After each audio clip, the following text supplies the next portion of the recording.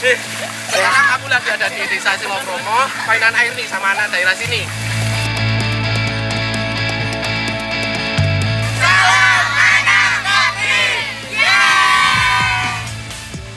Sugeng siang anak negeri, pripun kabare? Apik toh? Ketemu lagi dengan aku Gatot. Kalau udah ketemu aku, pasti kalian akan aku ajak keliling Jawa Tengah dan sekitarnya.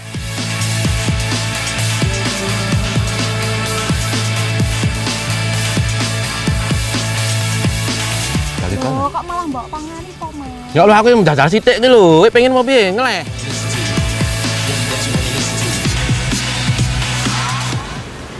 Enak ya? Enak banget. Rasanya dari cinglung ini tuh tawar, sedikit seperti putih telur.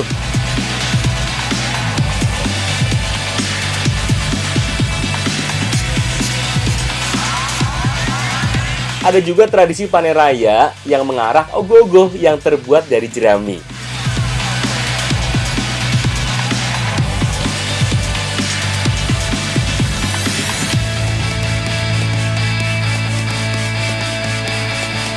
Jambali wae. Pancen kok. Oh iya kuwi jambalne ora apa-apa, jambalne ora apa-apa, jambalne. Oh, iki nyo kuwi jambali wae kok.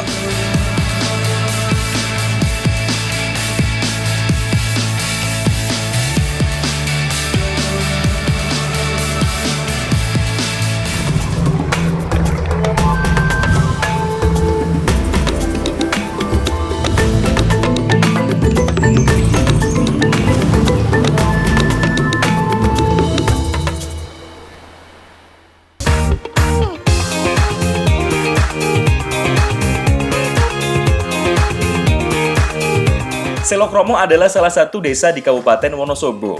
Seperti wilayah di Wonosobo pada umumnya, desa ini juga memiliki iklim sejuk dengan banyak bukit dan persawahan. Ada juga sungai yang bernama Kali Putih, sungai yang cukup besar dengan batuan yang melimpah. Kurang seru yo, kalau main ke Selokromo tapi nggak main air di Kali Putih ini. Disebut Kali Putih karena air di sungai ini sangat putih atau jernih.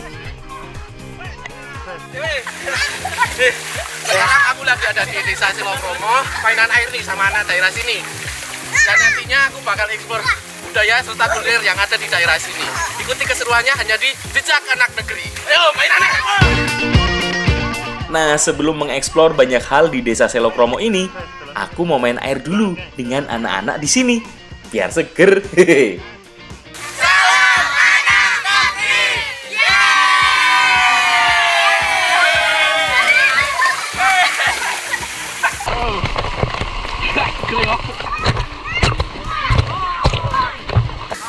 Iya to lagi, jare meh masak malah dolanane. Ah, wis bagian saya aku. Posil lo banyune iki cekel ada sedelo. Memang sano ndi to? Ning kono. Woi wis, sik. Le aku tak masak sik ya. Ya.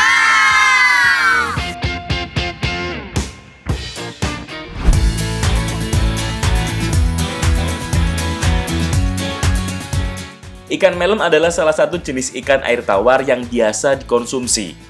Ikan yang juga disebut dengan nilem ini sangat mirip dengan ikan wader. Hanya saja memiliki tekstur yang lebih renyah dan duri yang lebih banyak. Kita lagi mau masak makanan yang spesial nih. Langkah pertama ikannya digoreng dulu, tapi gorengnya minyaknya harus panas banget biar dagingnya nanti nggak lengket. Nah, ada tips tuh kalau mau goreng ikan basah seperti ini, biar nggak lengket di wajannya. Caranya dengan menggoreng ikan saat minyaknya sudah benar-benar dalam kondisi panas. Terus jangan sering dibalik, cukup disiram-siram seperti ini bagian atasnya. Untuk membuat makanan yang kita masak kali ini, bumbunya cukup sederhana. Ulek bawang merah, bawang putih, dan cabai. Ini bumbu dasar masakan Nusantara yo. Tambahan lainnya adalah nanas. Kupas nanas sampai bersih, hampir sama seperti saat mengupas nanas untuk dikonsumsi. Berikutnya potong nanas menjadi ukuran agak lebih kecil seperti ini. Tujuannya biar lebih mudah dicampur dengan bahan lainnya.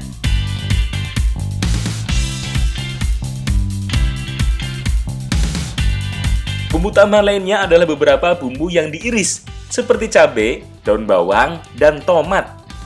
Sip, semua bahan sudah siap. Saatnya kita masak.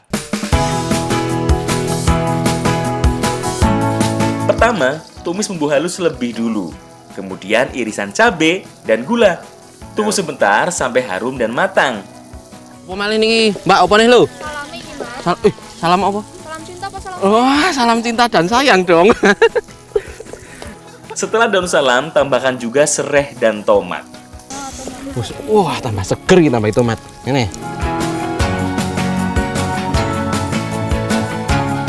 Masukkan potongan buah nanasnya.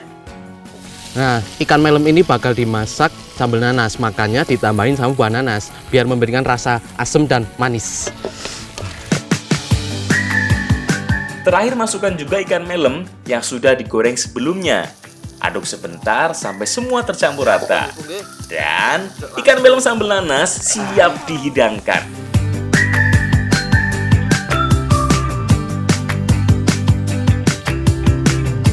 Salah satu kelebihan dari ikan melem adalah teksturnya yang lebih renyah.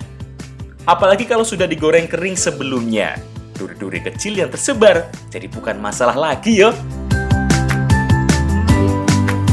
Tekstur dari ikan melemnya itu renyah dan gurih, apalagi ada tambahan dari sambal nanasnya. Ada asam, pedas, dan manis ya Mbak ya? Pedas jadi satu. Selain itu, kandungan protein dan kalsium dari ikan melem juga cukup tinggi loh. Makanya, baik untuk kesehatan gizi anak balita hingga orang dewasa. Karena alam memberikan banyak manfaat.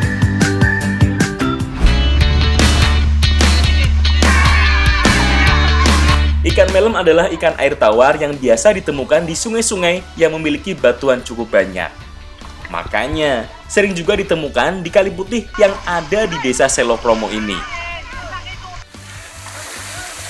Nih, aku sekarang lagi ada di Kali Putih mau nangkep ikan. Caranya itu buat jebakan biar ikannya masuk di dalamnya. Yole, dulu Di Kali Putih ini sudah ada banyak bendungan-bendungan yang digunakan sebagai perangkap ikan. Bendungan yang terbuat dari tumpukan batu dan berbentuk melingkar. Salah satu sisinya terbuka, sehingga memungkinkan ikan terjebak di dalamnya. Jadi tugas kita di sini lebih gampang yo. Tinggal menutup bagian yang terbuka dan memastikan semua sisinya tertutup sempurna. Nah, biar sela-sela batuan juga tertutup, gunakan tambahan jerami yo. Sip, kalau semua sisi sudah tertutup, saatnya ditawu.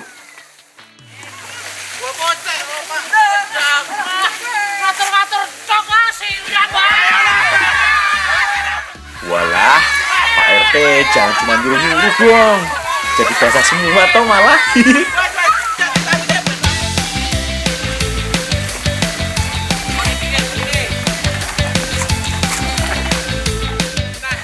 Setelah ditutup dengan jerami dan batu membentuk lingkaran, ikannya masuk terjebak, dilakukan teknik tabu atau airnya diambil sampai habis biar nanti ikannya diambil pakai tangan kosong. Ayo Le, terus kali. Tuh, kalau debit airnya sudah berkurang, jadi mulai kelihatan ikan-ikan yang terjebak di dalamnya. Saatnya berburu ikan. Ada banyak jenis ikan yang bisa didapat di Kali Putih ini. Tapi umumnya, jenis ikan yang agak berukuran kecil, seperti sepat, wader, dan ikan melem. Nah, sudah banyak ikannya. Kumpulin jadi satu yuk.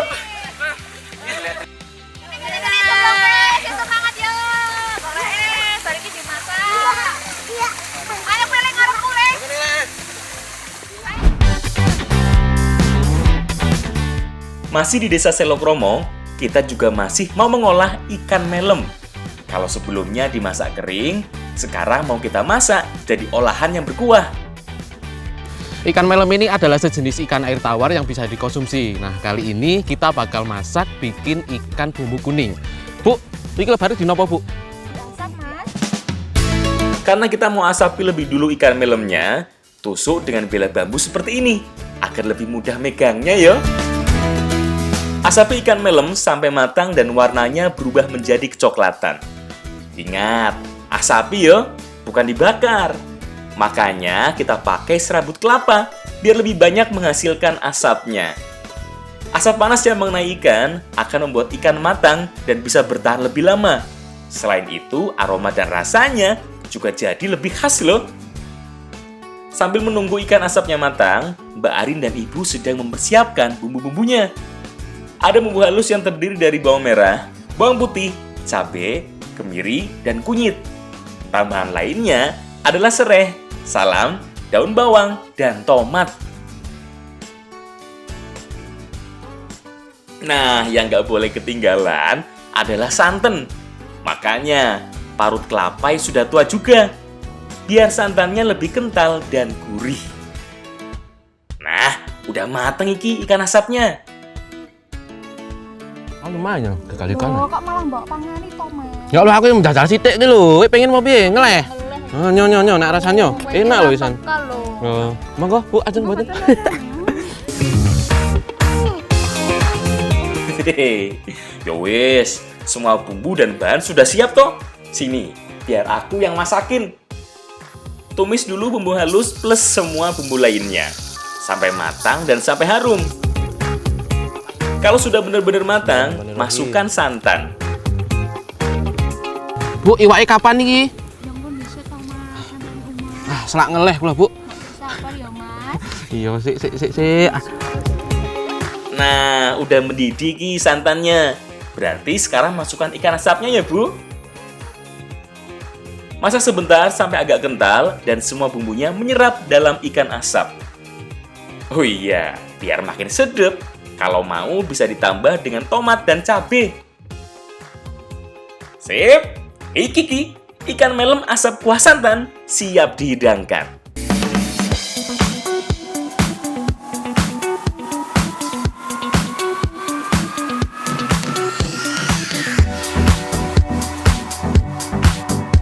Pada dasarnya, olahan seperti ini kalau di pesisir Jawa disebut dengan mangut. Bedanya kalau di dataran tinggi seperti ini, rasanya tidak sepedas olahan mangut di Pantura. Rasa dari ikan bumbu kuning itu ada pedas, manis, dan gurih ya Bu ya. Apalagi tadi masaknya diasap dulu. Jadi aromanya lebih khas. Mantep. Nambah Bu, aku aja. Zaman dulu, olahan ikan asap digunakan sebagai pengawet makanan secara alami. Karena partikel hasil pengasapan bisa membuat daging ikan bisa tahan terhadap bakteri lebih lama. Kalau sekarang, lebih sering dilakukan karena rasa dan aromanya jadi lebih khas. Ikan alam memberikan banyak manfaat.